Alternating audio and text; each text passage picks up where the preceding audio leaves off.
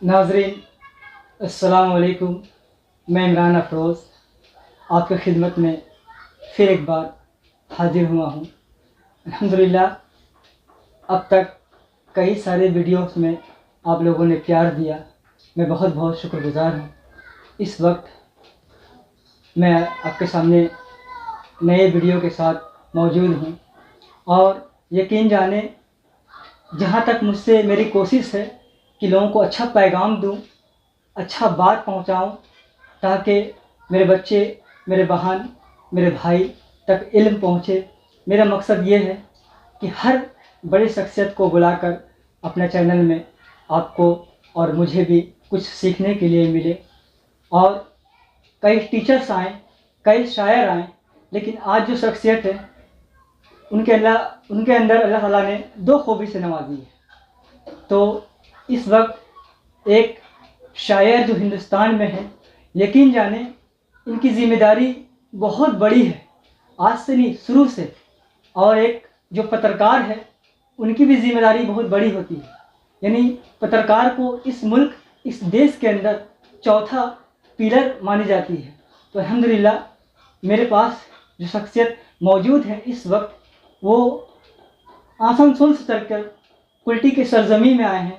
खैर मकदम है उनका, बहुत बहुत स्वागत है। और वो मेरे बड़े भाई हैं, लेकिन वो शायर भी हैं और वो पत्रकार भी हैं।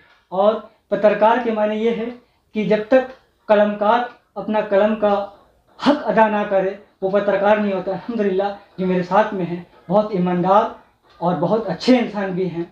लेकिन मुझे एक बात याद आ रही है, मैं बोलना चाहूँगा कि एक बार जवाहरलाल नेहरू संसद के सीढ़ी से उतर रहे थे, तो उनके पाँव लड़खड़ा गई, तो किसी कवि ने संभाल लिया।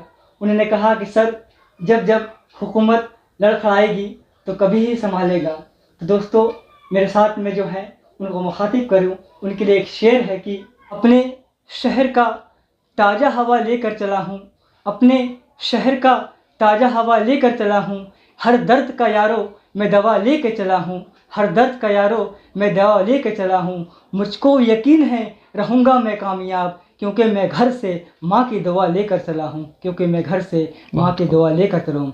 जनाब निसाद अहमद साहब, बहुत बहुत आपका खैर मकदम है सर कुल्टी की सरजमी में। बहुत बहुत शुक्रिया। सबसे पहले मैं इमरान भाई, आपकी मेहनत, आपकी काविश को सराहता हूँ कि आपने बहुत सारे एपिसोड अब तक इस सरजमी से आपने कर डाले हैं सोशल मीडिया में।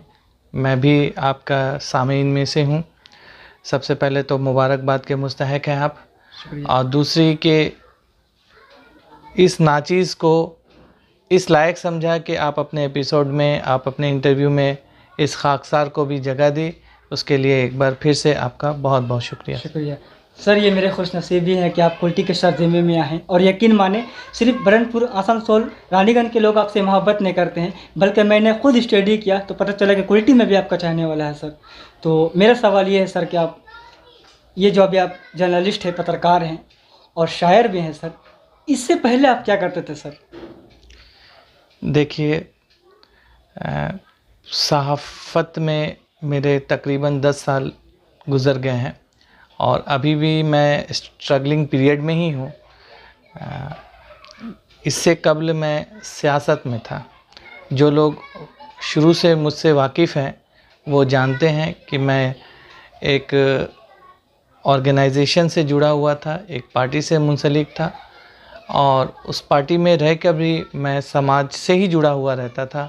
साल में ब्लड डोनेशन कैंप हो या माध्यमिक एचएस के बच्चों को फेलिसिटेट करना हो, तमाम सोशल एक्टिविटी से मैं उस पार्टी से मुंसलिक होकर काम किया करता था।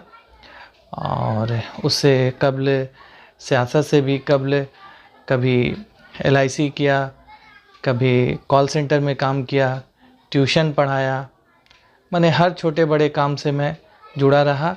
और अल्हम्दुलिल्लाह, अब मैं 10 साल से सहाफ़त में हूँ और मुझे लगता है कि देश का जो मौजूदा सूरत हाल है, मीडिया का जो बुरा हाल है, लोग मीडिया सुन के ही गोदी मीडिया का नाम ये लक़ब दे देते हैं। और मेरे हिसाब से एक मीडिया से जुड़े रहने वाला हर वो बंदा के लिए एक गाली की तरह है गोदी मीडिया। तो मैं कोशिश करता हूँ, हर मुमकिन कोशिश करता हूँ, इसीलिए मेरा जो न्यूज़ चैनल खबर आसनसोल है उसका टैगलाइन ही है कि मीडिया हूँ, गोदी मीडिया नहीं। तो अभी देश को सही मीडिया की ज़रूरत है और कोशिश करते रहता हूँ कि हमारी जो टीम है, पूरे खबर आसनसोल की जो टीम है, वो लोगों के भरोसे पे खड़े उतरे। जी जी सर, मेरा सवाल ये है सर, आपकी शायरी की ख्वाहिश आपकी कब जागी सर? देखिए, स्कूल कॉलेज से ही मैं टूटी फूटी शायरी दोस्तों के दरमियान किया करता था। जी सर। स्कूल कॉलेज में ही किया करता था, लेकिन उसको पुख्तगी मिली जब मैं न्यू टाउन से, मेरा जो यौम पैदाइश है वो न्यू टाउन में है, और उसके बाद मेरे वालिद मोहतरम के रिटायरमेंट के बाद, वालिद मोहतरम सेल ISP में काम किया करते थे। जी जी। उनके रिटायरमेंट के बाद फिर हम लोग रहमत नगर नई बस्ती में मकान बनाए, वालिद मोहतरम बना के दिए। तो उस वक्त मेरी मुलाकात उस्ताद शायर जो अब हमारे दरमियान नहीं रहे, मरहूम तस्लीम नियाज़ी साहब, जी जी। तो शायरी में पुख्तगी तभी आई जब उनसे मुलाकात हुई और उनकी शागिर्दगी में रहकर टूटी फूटी शायरी को एक थोड़ा बहुत शक्ल देने में कामयाब रहा। तो स्कूल कॉलेज से ही शायरी से दिलचस्पी जी थी। जी जी।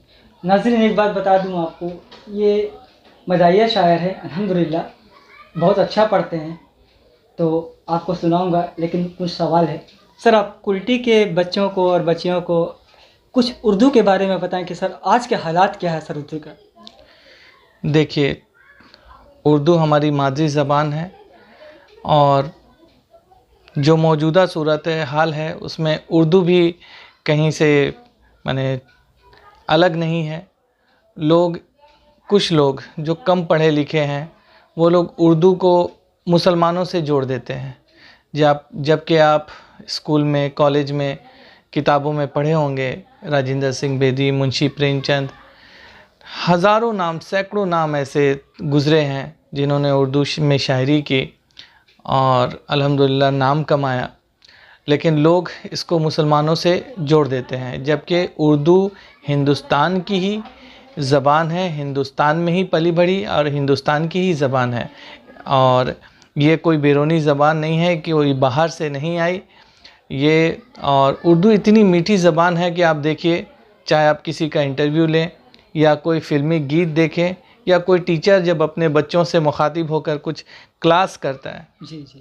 क्लास लेता है, जब तक कि उर्दू का कोई भी अल्फाज या कोई लफ्ज़ का इस्तेमाल ना करे, वो न गीत मुकम्मल हो पाता है, न कोई बात मुकम्मल हो पाती है।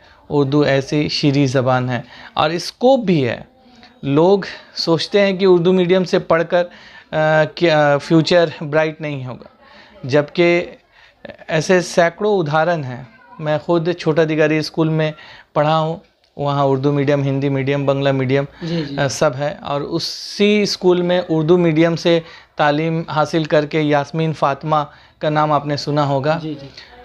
वो अभी जज में है, जज की कुर्सी पे बैठी हुई हैं। तो ऐसे सैकड़ों देश में उदाहरण है जो उर्दू मीडियम से तालीम याफ्ता होकर एक अच्छे पोजीशन में है।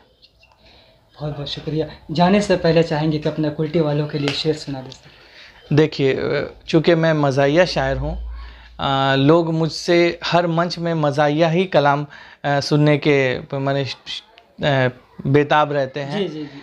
लेकिन मैं बता दूं कि मैं पहले संजीदा शायर था और संजीदा गज़लें लिखा करता था। जो चीज़ मुझे समझ में आई कि जो मज़ाहिया या तंज़ के माने ज़बान में लोगों को जो पैगाम दिया जा सकता है वो शायद संजीदगी से या रोमानी अंदाज़ में लोग उसको उतना सीरियस नहीं लेते होंगे।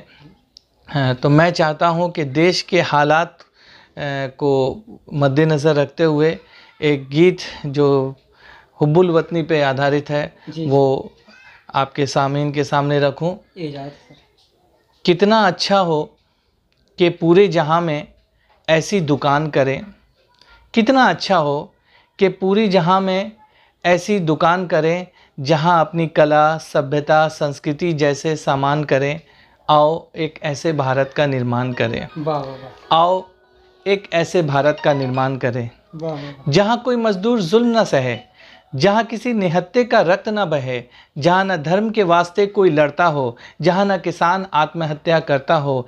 एक बार फिर से अपने भारत को महान करें।